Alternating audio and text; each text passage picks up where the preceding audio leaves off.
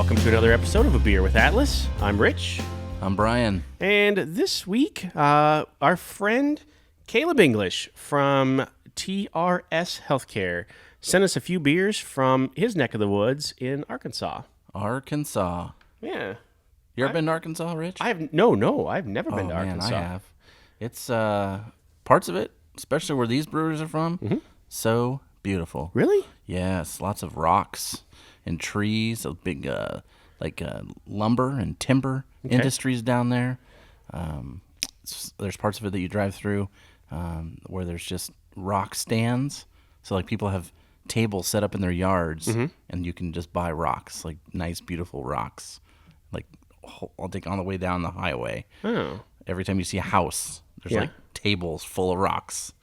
That's just there's so many of them, And they're selling rocks. yeah, because I guess they're beautiful. I never stopped to look, but they must have some sort of gemstone quality to them, or I don't know. But crystals, who knows? Something mystic, maybe. I would never have guessed, as I started doing some research here, I would never have guessed just some of this. You could, if you hadn't told me where these breweries are located, I would have said Colorado or Utah or some other outdoors state. Yep. Yeah, totally. it's gonna be fun. It's gonna be interesting. There's a lot of stuff I did not know before we dug into it. So. Yeah. So, and this is no secret because I've talked about it a lot through some of the other stuff that we've done. We're friends with a lot of other agencies, all across the country, and I've had the pleasure of interacting with a number of people from TRS Healthcare over the years, and they were started by a nurse way back in '99, and have since they've grown a lot in that area down there, and they've grown their head count too. And Caleb started there, so I did a little bit of research. He started from the ground up, like he's an OG. He's an OG at TRS. Caleb, he probably saw I was creeping on his LinkedIn to do some research here because I knew he'd been there for a while. He's currently the chief operating officer, but he's been there for so he started in 2007 as an accounts receivable specialist. That's pre-breweries. Yeah. Right? Yes. Which we'll get into that. That's a whole different story. Kind of blows my mind. I can't believe that. But I mean, that's, I guess, as we get into these different states and stuff, then you learn little bits about this. But yeah, he moved his way up. He was a credentials manager, then a recruiting manager, then director of operations, and for the past almost 4 years, October of 2015, he became the chief operating officer. So cool. Sent me a nice little letter because we talk from time to time, either social media or whatever. And, hi, Rich. Enclosed is a sampling of some of my favorite Arkansas brewed beers, all except for the Day Drinker, which is one of the beers that he sent. Were brewed in Northwest Arkansas specifically. These are best enjoyed after a Cubs victory and a joyous rendition of Go Cubs Go. Did they win last night? Yes, they did. Oh, look at what we got going on. There we go. So he sent us 5 different ones. We're going to drink 2 of them today here, and then on our own, we're going to drink the other. Oh, okay. The other ones there. I like that. But yeah, we chose 2 of them. The first one we're going to drink is the Slaughter Pen. Yeah, Bike Rack Brewing Company. Interesting. Yeah, I know. I personally know 2 people that have been to this brewery and had beer from these guys. Actually been to this brewery. Yep. Somebody texted me a picture of one of their pint glasses full of beer last night to show that he was there. So we're going to get into this one. Let's see here. Is this the one that is in... This is not in Rogers, I don't believe. I think this is in Bentonville proper, right? So they've got 2 different locations. Bike Rack Brewing Company, 8th Street Market location is 801 Southeast 8th Street, Bentonville, Arkansas. This is how they're 2 different. They refer to themselves in 2 different ways. One, Bentonville's oldest brewery. Okay. And the Arkansas's original brewery. So they were the first in the state. They were the first in the state. And then some other ones rolled into Bentonville. Is there one more, maybe? And there was the other location is in the Arts District, 410 Southwest A Street. So 2 different locations. Okay. And if you hadn't done any research, you probably would have seen this. This would blow your mind otherwise. So Bentonville's oldest brewery started in October of 2014. That is so crazy. I love it. That's insane.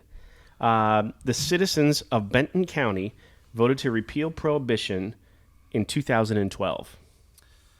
So, was it one of those deals where just somebody forgot to tell them that prohibition was repealed for 100 years? They didn't get the newspaper that day? I don't know. Yeah. I don't want to make fun of them. I don't. I think that was... we just don't know. How does that happen? I grew up in a dry county in Kansas. Okay. Dry county on Sundays. How's that? So, Okay. and it was all the beer that we could buy was 3.2. Right. So, beer tasted different anyway because it was only 3.2% alcohol. And are you having a problem with the pour in there? Well, this is very bubbly on this one, so really I'm trying foamy. not to foam over on us. And then on Sundays, you couldn't buy beer at all. And I think it's still like that in Cloud County in Kansas that you can't buy on Sundays. Well, isn't it? Don't they say that wherever they make Jack Daniels, that county is totally dry? That's a Like, dry you can't county, too. Drink any of the stuff that they make there. Lynchburg, so they Tennessee? make it, but you can't drink it. Yeah. How? What's the quality? Can you taste it? Yeah. What's Can the you taste quality it? I process? don't know. So you can taste it, but you can't ingest it. I don't understand. I'm not sure. I'm glad I don't live there to have to find out. I bet there's a whole story behind that we just don't know. Anyway, so no offense to our friends in Arkansas, we just didn't understand maybe why. I don't know why you didn't get the memo on that. Well, here we go. I can tell you from when I opened that thing, it smelled great. Real good hop smell. So it's an IPA, yes? Mm-hmm, yeah. There's kind of a grapefruitiness smell to it. Yeah, very, very citrusy. Do we I'm going have- to let that sit for just a second. 'Cause Dolan's I got want some of the those bubbles can. to go down. Dolan, what's the? Does it list the hops on there at all? I would guess Citra. We got some maybe info. No, it just says 6.3 alcohol percent. 48 IBUs, so it's a little bitter. Yeah. It's up on the higher side. Yeah, for what we normally drink, but it's still about 50 lower than a normal, Yes. IPA. When this brewery was made, IPAs were 80 IBUs, so it's already down 40 from that. But it probably tastes hoppy from what we're used to lately. It's got really good color. I wouldn't call it hazy, No, it's definitely but almost got nothing can't see through it though. it's a light malty color. Yeah, it is. It's a little darker than what we're normally used to. It doesn't have that orange juice look. Nope. This is just more of a standard style IPA, I'd say. It's the first drink of it is That it's smells so good though. it's real mellow. It's super nice, really mellow. The bitterness does not come through at all. That's citrusy. That's good. Dolan, what do you think? I'm thinking, again, this is another IPA that I like, and I don't like IPAs. Oh boy. Well, there we go. I could drink a couple, 3 of these. Honestly, it's not bitter at all. No, Not like you would expect. Yeah. Man, that's good. yeah, not one bit. So the name of that beer, Slaughter Pen Slaughter Pen. IPA. Yep. And we were talking beforehand as maybe why the name of it was that. And you're close. Okay. You're pretty close. I looked up the definition of a slaughter pen because I was like, well, that's got to be something, right? Like they didn't probably just come up with that for no reason. And what I found was that it was a military term first. So basically, it was an area, usually geographic, where major casualties took place. Okay. So like a lot of people died in this area, in like a ravine or on this field or whatever. Like that was known as the slaughter pen because so many people died. So that's part of it. The other part of it is a regional definition, and it does involve slaughterhouses. Okay. So for about, from what I could tell, maybe 100 some years, a little bit longer, in this area, in Bentonville, they had a whole bunch of like mom and pop meat packing places, right? Okay. And there was a whole bunch of them all lined up, and they were near this creek, so that when they were done doing the stuff they needed to do, they would basically just throw the rest of it in this creek and wash it out, right? Because that's how you did it in the 30s and the 20s and the 50s and the 70s even. Almost up into the 80s, I think, from what I could tell. The EPA would be on your doorstep. Well, that's what happened. The government came in, and they're like, hey, you know what? There should be some sort of standards here. yeah. Yeah. And inspections and whatnot, and like refrigeration, and things like that. Nah. We're going to have to shut this down. So, like, all of them kind of started shutting down one at a time, and then there was one left up until, I think, the 80s, from what I can remember the story. I read it was a story about the guy that owned it. His dad had owned it prior. And they were kind of like independent. So, like, your farmer could call you, and he'd be like, "Hey, Rich, I got 5 head of hog I need processed. Can you come grab them?" And he would come and get with the truck, go get it, do the thing, take it back to you. And that's just how that was what they did there. Then you have delicious bacon. Yeah. And pork chops and whatnot. All right. So that was an area that they called the slaughter pen because there were so many of these slaughterhouses in this area, in this wooded and hilly area with this creek that runs through it. Okay. Well, guess what? That's where these bike trails are now. So all that area was purchased up and then donated by the Walton Family Foundation. Yep. So they are the folks that own the Walmart and the Sam's Club and a lot of everything else, right? You can't not talk about this area, or you can't talk about this area and not talk about them. Right. So, and I didn't want to like go too far into them. I wanted to keep it focused more on what this, especially this brewery, is portraying and what the town really is, and kind of tie it into why it's that way. Because I thought that was interesting. Like, how did this just happen overnight? Like, why is this the number one mountain bike destination right now? Like, people are driving cross country, flying in. Like, this is the place to go if you're a mountain bike enthusiast. And I wanted to know why that was. I would never have guessed. So a lot of my research is based on that and some of the stories that I found. What happened basically was all this land was purchased up, and then they started to build mountain bike trails. Okay. So these are not like our hiking, walking trails that we have here. These are like legitimate downhill rocks, jumps, streams, all sorts of that sort of stuff that you think about in Colorado or wherever. Bridges. Yeah. Curves. All that whatever stuff. those- Yes. Yeah. All that stuff that you see on TV or pictures, this is where it's happening now. Wow. So in 2006, it started. And that's where, like we were talking about, the corporate offices for Walmart are there. And because of that, a lot of other businesses have their corporate headquarters or offices there to like service that client, because it's like one of advertising and all these places they came to Walmart basically, Yes, right? Like, yes. okay, we need to be by our biggest client. So to get people to come to this town, because Bentonville is not a big area, population wise, really nothing in Arkansas is that huge. Little Rock probably. Besides Little Rock, yeah. They wanted to make something so that they could recruit young people to come to the area. And I found out, I was like, well, why? Why is this the thing? 2 of the grandsons of Sam Walton are major mountain bike heads. Oh. Like, that's their passion, right? So they're I don't know if they're in charge or running something within the company. I'm sure they do. I'm sure, yeah. But this is their baby. So because of their interest and passion, that's where the money came from. Okay.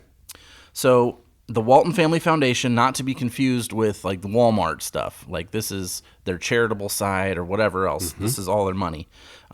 They give out money every year in Bentonville, in this area, to build trails, to maintain trails. They're all about bikes. So like teaching kids how to ride bikes, fixing bikes, maintaining the trails, doing all that sort of work, because it's a lot of work to build these things. All this money comes from this foundation, and they give grants. You can ask for a grant. You can, if you have a bike club and you want to make and maintain more miles, because we have some trails here in Nebraska, from what I understand, but they're all run by volunteers. So if you want to build a trail out in the middle of nowhere, you can do that, but you're in charge of it, and you have to, maintain it and make sure it's safe and that sort of stuff. Sure. So this funds that sort of thing. I found out that there are actual companies that build mountain bike trails. I did not know that was a thing. And there's 3 different ones of these companies that have built these trails. And from what I could tell in this area and what would be right by this brewery, there's about 80 miles of like legitimate mountain bike trails. Which is super interesting, because if you look on the can itself on the side, there's a little star up in the corner. There's a little picture of Arkansas. A little star up in the corner. And then crafting local quality ales for our community and trails. That's exactly right. So like it's like a way of life there. It is. There are 53 state parks in Arkansas that have mountain bike trails. I would never have guessed that. Just the terrain is perfect, especially in that northwest area in the Ozarks. It's ranked kind of like skiing. So they have green diamonds all the way up to black diamonds. So it's like skill levels, right? Sure. And then they mark it on the trail, which, is before you get, into it. From what I could tell on this slaughter pen one, that's about 25 miles.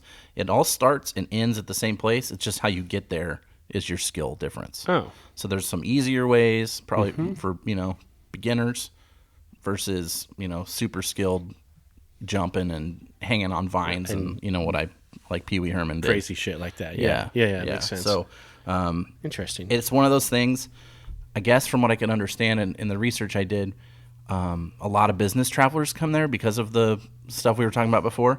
So the weekends is when the other people come and get the hotel rooms and do their mountain biking and stuff. Okay. So during the week, it's pretty busy for business, and it's kind of hard to get a room. But on the weekend, everybody goes back home to where they're going to do, and people come in and do their bike stuff. The locals do their thing or whatever. Yeah. Interesting. Could you rent bikes there? Like, I don't want to drag my Definitely awesome Target bike down there. Well, they probably make fun of you, first of all, for having that. That's all right. It has cobwebs on it, too, maybe. How's that? That might help. There's a bunch of different bike shops in there. They do have bike rentals, repair, that sort of thing. One of the other places I read about, I don't know if I have the name of it or not, but there was another big collection of trails and jumps and stuff. Almost looked like a BMX dirt track. It's so big and popular, they have like legitimate concession stands, like licensed concessions and actual bathrooms with running water, and it's like an event place. Really? So like where we would have soccer fields here for kids, this is like a outdoor mountain bike and BMX bike trick place. So they have different places you can practice different skills before you go out and jump off a rock face. They're like, okay, well, here's someone that we built that you can practice, that sort of stuff. So that was something that I thought was pretty interesting. Okay. $13 million has come from the Walmart Family Foundation since then to build these since 2010. So predates the breweries, but that seems to be who's going. So a big thing is mountain bike people that are into beer. Like those are the people that I know that went there, right? It seems to go hand in hand generally anyway. Right. So, I mean, that's my experience along the way has been like, if you like that kind of thing, then stopping at a brewery is probably a pretty common occurrence for you. And they do a lot of bike rides from brewery to brewery. This whole town of Bentonville, from what I can understand, is super bikeable. That's the general way most people get around, or a lot of people get around there. So not even if you're off the road, but on road too, that just seems to be the thing that people do. It's kind of a hot new area for people. There's more than 30 people a day move to Bentonville, from what I could find. Interesting. And they have like kind of an exploding food scene to catch the tourist dollar. And I guess they're getting some I don't know if famous is the right word, but they're getting some pub down in there for some of the food and some of the restaurants and stuff. And was there one other thing I was going to say? Just the shops that are in the town. There's one that's real close to this brewery. There's a bike shop that you can basically just get to from that spot. I love their logo's great. I mean, their logo looks like a bike shop logo. I mean, it's yeah. If you picked up that can, you would think that's from Colorado. I would say. It kind of looks like the Upslope logo a little bit from Colorado, where it's more. This is more like of a diamond than the Upslope actually looks like a slope, but same lettering. It's almost it looks very similar. Well, like I said, if you didn't tell me what area of the country I was reading about, I would have guessed someplace completely different than that. Yeah. So the other thing I did, and because my brother-in-law and one of my good friends are mountain bikers and home brewers and stuff. And every once in a while, they'll slip a word in there that I just don't understand. I don't know what it means. Like you do with me with beer sometimes. Yeah. Gravity. And I've seen them on beer labels. There's a beer, I think it's from, I'm just going to say Russian River, but I know that's not right. There's a brewery that makes lupulin. They make a bunch of IPAs. I'm skipping I can't think of it off the top of my head right now. Okay. But one of the beers they have is called I'm Gonna Send It Anyway. Oh. I was like, what the heck? I don't know what that means. No, Dolan, do you know what that means? I think it's a play on that famous YouTube video. The guy in the snowmobile. Yeah, snowmobiler guy. Snowmobile. I'm just gonna send it. Just gonna send Larry the Enticer. There you go. Yeah. So I was like, well, what does that mean? And it's a term used in that sort of thing, mountain biking. Basically, it's like you have to commit 100%. That's what it means. Like, you can't second guess this or you're going to get broken. That's Larry the Enticer. When you he's go. jumping like Yeah. snowbanks and stuff in the snowmobiles. Same thing with mountain bikers. That's the thing they say. They're going to get the big jump. They're going to get major air. They got to send it. You got to send it. They're just So- gonna send it. Have you seen Larry the Enticer? Have you seen Yeah, it? yep, With yep. the, what's it, and he, like that with his, Yes. when he's just like, hey, Yes, yeah. I don't even want to. I'm glad it's the hand audio symbol. only. Yeah. Yeah. Exactly. You don't want to see that. Do yourself a favor and go to YouTube and look up Larry the Enticer. Yeah, you will not be you'll laugh. disappointed. So what I wanted to do was I went through and I picked out some mountain bike slang terms. All right. So I'm gonna hit them to you guys, and then you let me know what you think. But first one I came up with, and these are somewhat in order, is a bail. So bailing is just jumping off before you fall and get broken. A booter. A booter. A booter. It's a large jump that requires commitment. Oh. So that's when you're gonna send it. You're gonna send it to do a booter. It's not like what you put your beer in, like the boot. Not like that. Like Not- we're not gonna do a Nope. couple booters. Das Boot. When you were talking about your target bike, that's a BSO. BSO. Yeah, that's a bike-shaped object. That's a cheap bike. And if you take that off into the woods, you ain't coming back out. So BSO is that. okay. When you had a clean run, that means you did not crash. Huh? All right. You ran clean. A dab. I know Dolan's doing this all the time, Okay. but he's doing a different kind. Yeah. This is when you take your foot off the pedal of the bike to put your foot down on the ground so you don't crash. Oh. That's called dabbing. Aren't your feet aren't you strapped into that thing? Sometimes you can be. Yeah. That's more for road race biking. This one you want to be able to get off sometimes of your feet. You're going to need your feet. You want to bail. Yes, you need to bail we sometimes. Flow is just the trail nirvana. I saw it described as. So it's just who set up the turns and the jumps and the bumps and all that stuff. That's if the it's flow. good flow, that's what you want to ride. Oh, okay. A huck is doing a large jump without thinking of the consequences. So you just got to huck it, man. If it's a big jump, you can't think. You can't get in your head. You just got to huck it. You just got to huck. Okay. LBS, okay. local bike shop. So if you're going to your LBS, that's what that means. Okay. Loose. Oh man, those guys were riding loose. Okay. That means riding on the edge of control. They're just almost on the edge. They're teetering. They're going so crazy. Yeah. But they're in control just at the very last second. Okay. That's But riding loose. They don't need to bail then. They don't. They might need to, but they're riding loose. They're under control barely. Just send it. Just send it. Pinned. Penned? Pinned. Pinned. That's Okay. riding very fast. Oh, Which is what you want to do. You want to pinned. like yeah. you're pinned like Pin a the needle. speedometer. Yeah. Yeah. Okay. Roost. You do not want to get roosted. Let me guess. This is getting stuck in a tree. That'd be great if it was. No. That's when somebody's riding in front of you and you're taking the curve and they kick out a bunch of dirt and mud all over and it gets all over you. You got roosted. You got roosted. A tabletop. That's kind of what it sounds like. It's just a flat layer of ground on a jump. So you get up on it and you pedal on it and then you jump off of it. So it's like a ramp up, and then it's a flat land, and then you jump off to something else. That's called a tabletop. Okay. A lot of those are built into to get you more speed. So you'll go up, you'll go straight, and then you jump off, and you're going downhill again. It's just a way to get faster. Taco. This sounds right up my alley. It's Taco Tuesday, right? Yeah. Yeah. This is when you jump and you bent the shit out of your wheel, and it looks like a taco shell. Tacoed. Yeah. Oh, Then you're man. done. You're done for the day. These are a little too California for me, right? I mean, Well, there's they're a kind of little- like surf slang. Yeah, That's what it it's like- sounds like, but obviously they're different. But that's Okay. the same kind of mentality. It's the same sort of dudes Sure. doing that stuff and gals, but just in a different area, you know? Skinny. This is a wooden beam about 6 inches wide that's up off the ground that you ride on. No, I would have to bail. And you're going fast. You would have to bail. Yeah. When you're riding granny, this is something Dolan does. You got the lowest gear of your bike. That's the That's granny? the lowest. Yeah. That's the granny. You're running granny there. And I still have to bail. You probably would have to bail after dabbing. Loam. I think that's how you pronounce this. Loam. Yeah, loam. Oh my God. The people that I know that are going to listen to this are just going to be like, you butchered them. Yes. All right. Loam.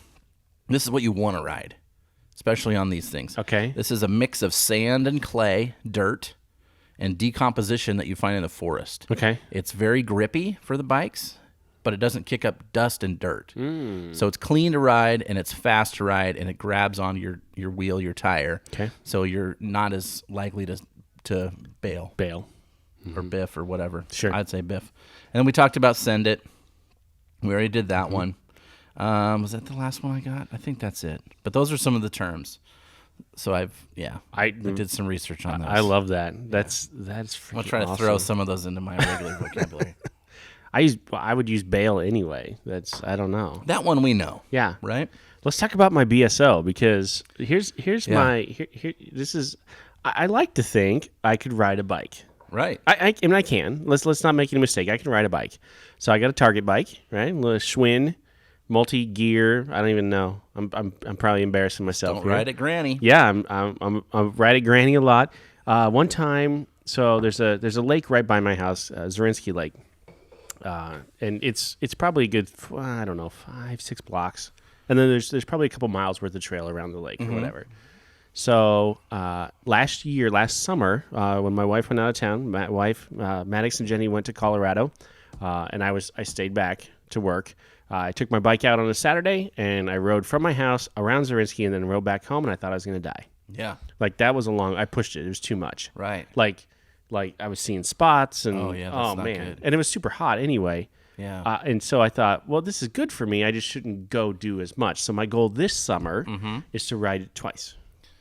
2 times? 2 times. Okay. Maybe. Yeah. Maybe, I don't know. I'd like to think I could. It was fun. I liked it. Yeah. It was... Until the part where I got dizzy. I'll tell you what, man. You'll find out quick when you're not in shape when you're on a bike. Yes. So I hadn't had a bike in, 15 years, 20 years. Okay. And then my son was born. And so the summer that he would have been 1, so he was almost, he would have been 1. I decided, you know what? We live by a lake. We've got trails. I want to take him on a ride. I want to get the whole kid thing and all that stuff. Hooked it on my brand new, what do I have, a Trek? I have a Trek. Oh. Got one of those, hooked it on there. It looks great. Yep. You are out of shape anyway. I'm already out of shape on a regular bicycle. Then I have a thing attached to the back of it, and then there's a 40-pound thing in the back of that. Uphill, I was like, oh my God, I barely made it. I was pedaling so hard, I felt like the Hulk. Like my jeans were ripping, my calves were popping out. It was so bad, and it was of course it was like the hottest day ever. Right. And we had to stop every once in a while to make sure he was drinking and hydrated and stuff in the back. And he wasn't just he was covered over, so he wasn't getting the sun like we were. But right. But then to get started again with all that, I was like, it's like a no. semi at a stoplight. Yeah. It just was like, grrr, to finally go. So I was like, I like the bike, but not with him on the back. It's too much. So I took that thing off last summer. I just got it. I just filled up my tires this week, actually. I'll be hopefully doing some of that too. But Same thing with me. I just filled up my tires. I knocked all the cobwebs off it, and I thought, okay, twice. Yeah. I'm going to get out there twice. So my sister and my brother-in-law are big bikers, especially mountain bikers, right? So he, as soon as basically spring hits till it snows, he rides his bike to work almost every day. And there's a bike challenge that you can do as a city. So your whole city will have a club, basically, and then you log all your miles, and then you compete against other cities. So I don't know if it was 2 years ago or last year, but Lincoln beat Portland as like the most miles ridden for a city. What? And he's one of those guys, like he'll average 20 miles easy a day when he's riding. And then he'll get home from work and he'll go do actual mountain bike like trail rides. Really? He'll go from Lincoln. There's some trails out in Branched Oak. There's some by Walnut Creek by my old house. There's some mountain bike trails there. There's some at Platte River State Park. There's some up in Council Bluffs. think there's a couple other places around, but like you have to go and look for these kind of stuff that we're talking about earlier today down in Bentonville. So to do that in Nebraska, it's a little bit, you have to go and find it, but they're major. I mean, if they went, he'll ride twice a day, where you're talking about twice in the summer. He's like, I went before work, I rode my bike to work, and then I got off work, and now I'm going to go and ride and go to the brewery or something. And then as I'm riding, he would ride circles around me. Oh, yeah. And I've ridden with him. Have I ridden with him? Maybe once. I was basically like, I don't want to. No. Because you're way faster, and I'm going to be the anchor and just slow us all down. You go ahead. Yeah. And then I'll catch up with you later after I got an Uber. Left my bike behind. Uber with the bike rack on it. Yeah, that's something that they do when they go to like Fort Collins and stuff. They have all those bikes that you can rent, I guess. Yep. And that's what they ride all around town and go to all the breweries and just bike ride. And I'm going with them this year, and I'm thinking, oh no, You're screwed. yeah, You need to practice before you go. I do, yeah, and lose about 50 pounds. So we're gonna pull into this next beer, right? We got another IPA. I just opened it, Philosopher King from New Providence Brewing Company in Rogers, Arkansas. Which is in the same county as Benton, which is Bentonville. Yeah. Bentonville's the county seat. So in the same northwestern part of the state. I looked at their website. It was neat, but there was like nothing there. It was small. Yeah. I mean, small. The website was small. How's that? There wasn't a ton of information. Like normally I would get the guys that started it or whatever. None of that information is there, which is fine. I get it. They're new, you know? Yeah. So that makes sense to me. This one is way more clear. 70 IBUs on this. So it's more. Yeah. The like ABV almost is lower twice. though. 6% ABV, 70 IBUs. You know, and I tasted it. I want you to taste it because there's a different flavor there that I would not normally think you would get from this style. It's an IPA, Yeah. but there's almost. Tell me if I'm wrong here. There's almost a saison sort of finish to it, right? It's very dry finish to me. Well, on the can it says mind-altering flavors of mango, tangerine, pineapple burst. Maybe the pineapple. Maybe that's what it is. Maybe that's what it is. Maybe. Does it say what hops are in that, Dolan? No, it says it's the perfect portrayal of our hop philosophy. It says, I know one thing, and that is that I know nothing. I can relate. Okay. Yeah. All right. That's a good thing to know. It's a cool can. It's a. Yeah, their artwork on that one was really good. Yeah, this one finishes dry for me. It does. I you know what? I actually liked this one, and I thought I would have liked the Slaughter Pen more. I like this one more. Really, I'm way more for the other one. But Really? yeah, this is close in style to me to a Brute, and I'm not a Brute guy, That's but why you I like are. it. So That's exactly why I liked it. let's see here. Rogers. Here's what I know about Rogers. Okay. This is the first location of Walmart when it was a Walton 5 and Dime store in the 50s. So that picture that you see with the red Walton 5 and Dime. That's in this town. Now that's a museum, like a corporate museum. Okay. And it has like a soda fountain, ice cream shop in there too. So it's kind of 50s tied. Cool. You know? And it's in the town, or right by the town square, sounded like. But that was the first Walmart, quote unquote. Interesting. So in the 50s, so it's grown from 60 years basically from that little spot to what we know about now, where it's everywhere. I'm gonna take another drink of this. I like this can a lot. I mean, just as I'm looking at the can, it's just they put a lot of thought into the artwork. Yeah, It's interesting. I would go to either one of these breweries. I don't think I could hang at the bike with the bike people. Right, yeah. I would give it a shot. I would definitely. maybe give it a they shot. have pedicabs and someone can bike you around. Oh, those maybe. are fun. Maybe. I mean, that's kind of like There's got to biking. be like you said that there was different levels to the trails, Oh, right? for sure, Like yeah. green all the way up to black diamond. Yes, Do they have yeah. like double green? Do they have like maybe. you and your Lime green? 9-year-old could ride it? Yeah, I'm sure there's definitely got to be something like that because Lime green. there wouldn't be anything. It wouldn't be very fun for kids, you know, if Yes. they couldn't ride any of it. And I definitely saw pictures of kids doing stuff. So Yeah. I figure if a 6-year-old can do it, I should be able, hopefully, be able to. Some of do those it. 6-year-olds probably kick our ass. Oh, I've on seen like bikes. videos online of like 6-year-old skateboard kids, and I'm just like, what? I can't even stand on a skateboard. Fall. The only time I ever had a skateboard, Dolan, are you ready for this? I was about 9 years old, and it was red plastic with yellow wheels, and my mom got it for me. It was probably from like KB Toys. Sure. and it was skinny. It was like one of those California style ones, not like the big fat 80s wood boards. It was a tiny skinny one. Yeah. And most of the time I would sit on it and just ride down the driveway and then come back up because that was where my skill level was. Sure. I did try to skate on it one time going down the hill, and I fell so hard that I thought I broke my elbow. My mom had to take me to the hospital to see if I had a crack in it, and I didn't. And that was the last time I rode a skateboard. I was a skater in high school. Were you? Oh, yeah. I just rode didn't have the coordination. multiple skateboards. Yeah. Now, I tried to get on one just recently, and it's not like you ride a bike. You never forget. No, you forget how to ride a skateboard. Yeah. I would just think you get more wise to what can happen. Yeah.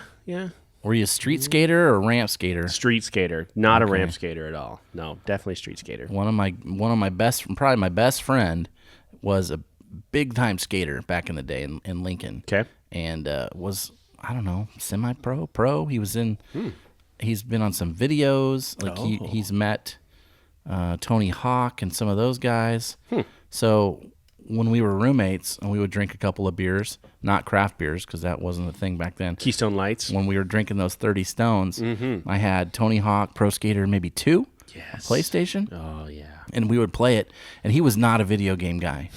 And we had this game, and he would take it over. He took over my room. He would play this game all the time because he had skated these things. Yeah. So like there's one I remember in San Francisco, and he was like, "Oh, that's the whatever jump or what," and like he had done it in real life. Oh. And I know he's got beef with some guy named Chad Muska, who's a pro skater. He's like, I hated that guy. And like, so he was like legit skateboarder, you know? Yeah. And he still does it a little bit now and then. He's like 44-ish. Okay. He was a ramp skater, but he was more of a street skater guy too. So there was kind of a skateboard scene in Lincoln. I actually competed in a ramp contest in Lincoln. Just when I was in high school. I was not, like I said, I was a street skater. I was not a ramp skater, but I did compete there. Did not do very well at all. So I had my uncle in the mid '80s. He probably he would still if he had that long hair, but he used to have a really tall, big mohawk, and he was a skateboarder. Yeah, and he did this ramp thing in Lincoln. There was a community center that kids could go and skate at, which was way before. You couldn't do that now, just have kids roll into a major skate ramp, you know, and like liability and stuff. But in the 80s, they didn't have that stuff. Yeah. It was also a place that bands would come and they would have like all age shows. It was like the hangout spot of North Lincoln. Sure. Well, they still have that there in Lincoln. I think right now they team up with like... You talking about the Bay? The Bay. Yeah. Well, this was like an outside wooden super ramp. Like you think of when you see like an 80s skateboard movie, like Gleam the Cube or something, right? Oh, yeah. So he does this, and it's a tall ramp. It's a big one. And he goes out, and he does a couple things, and he goes up, and he comes to the middle. So he doesn't go straight up. He kind of curves back over, and he's in the middle of the ramp, and he falls down and broke both of his arms. Oh. Same time. Broke Yeah. and double arm casts the whole summer. Oh, man. Bummer for him. That's not. You don't get a whole lot of skateboarding. No, he bailed. You were gonna take it. I saw you. do I saw you trying to take my bail. So one last skateboard. I don't know how we got into talking about skateboard. Yeah. Jason Lee. Remember, Jason Lee? Yep. I met Jason Lee my senior year. No. Yeah. My senior year of high school, we hired him to do because he was a professional skateboarder. Yeah, the Birdhouse guy, right? Yep. He came and did a whole thing there in Concordia.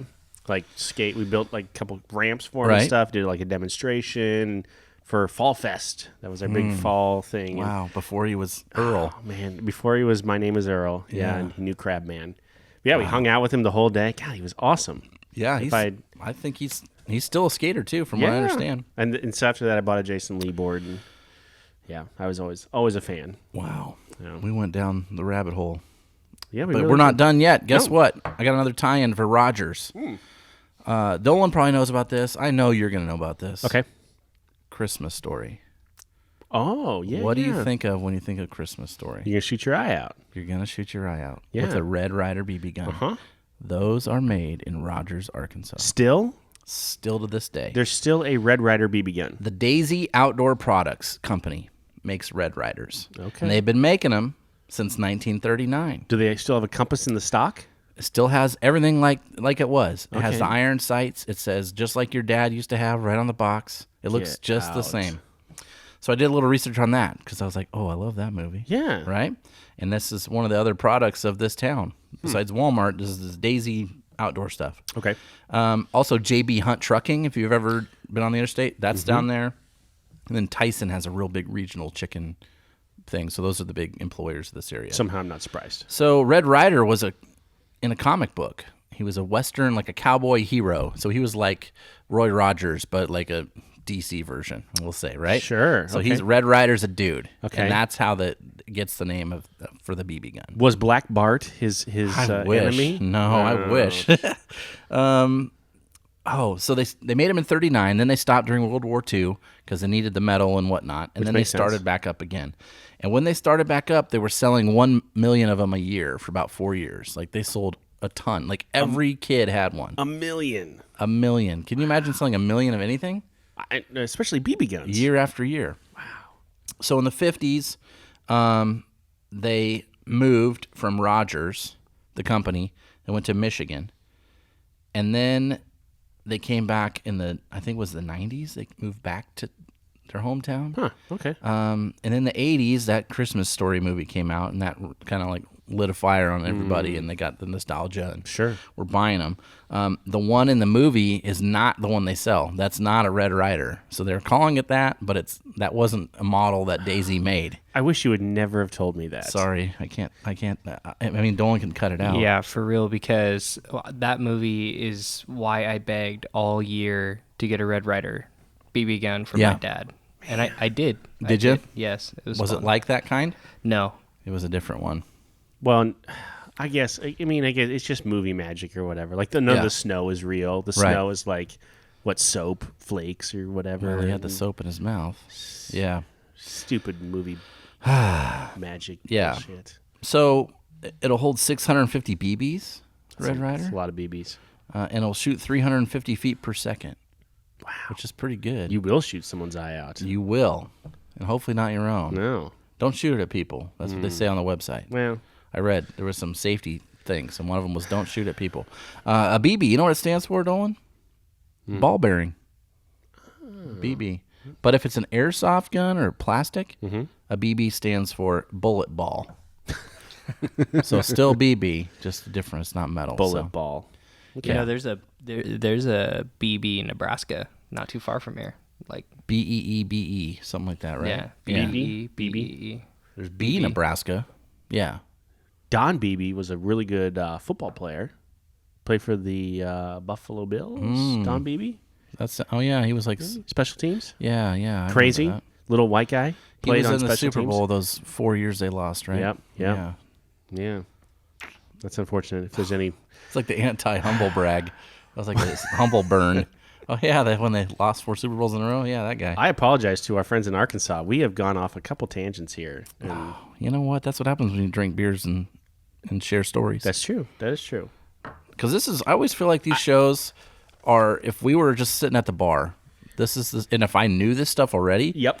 if we were here and I knew that, this is stuff I would tell you. This So, is the conversation you would have. yeah. Huh. All right. Oh, also, there's in Rogers, there's an air gun museum. So they have like a BB gun museum. Okay. They have some from like the 1700s. What? Yeah, so like Really? when they could figure out compression, like pump action, I guess. So they have stuff from there all the way up to their current ones. And I'm going to say this stat. Try to say it with a straight face. Okay. I mean, no disrespect, Rogers Air Gun Museum. Maybe this was a typo. They have 1,700 visitors a year. No, it's got to be a typo. I hope so, because I wrote it down. 1,700 a year Wait a minute. to the Rogers Air Gun Museum. There's no way. I kind of believe it. 365 days a year divided by 1,700 is 20, just 0.21. So my math was not right there. So I'm sorry. 1,700 divided by 365 equals 4.65 people. Let's say they're not open on Sundays. Or Saturday or You Friday. maybe have 5 people rolling through there per day. It's got to be wrong. That has to be wrong. I don't know, but that was on their website, so I wrote it down. Okay. Has to be wrong. Yeah. I think for the sake of the... We'll say 1,700 a month. Okay. but it definitely said year. Oh boy. So that's what I know about Rogers. All right, so Philosopher King, the second one that we did on Untapped, 1,882 reviews. What do you think there? The second one? The second one, this with the cool can. I would say 3.34. 3.75. Whoa. On 1,882 reviews. Okay. Slaughter Pen, 1,973 more. reviews. So just slightly more. What do you think? I'm going to think it's less, but I would say like 3.68. That was 3.75 as well. Oh, boy. So Trick question. yeah, trick question. Well, I preferred that one, and you preferred that one. I preferred so that one. Yeah, it's interesting. So, I like the bike rack one. well, Caleb, if you If you have made it, if you hung through this whole episode, Yeah. good job. if you have a Thank spare room, Brian and I would like to come down and ride our BSOs Yeah, that's all we have. on some lime green trails, maybe. Yes. Because Can we just walk the bike on the trail? Can we push it? Does that count? No, you would get hit. Someone would Oh run yeah, into we you. would. Yeah, We'd You have to get wear a vest. roosted. You get, We would get roosted all day long. look at on Dolan's purpose. for at least a week. He's gonna start using these terms now. I was wishing that gnar or gnarly was on this Gnar. slang trip. I was gonna just write it in there, That's but definitely surf lingo, not bike lingo. oh, bummer. So, all right. So we've got 1, 2, 3 other beers that Caleb sent us. So, Okay. Brian, we're not going anywhere for a while. Hey, let's have another beer.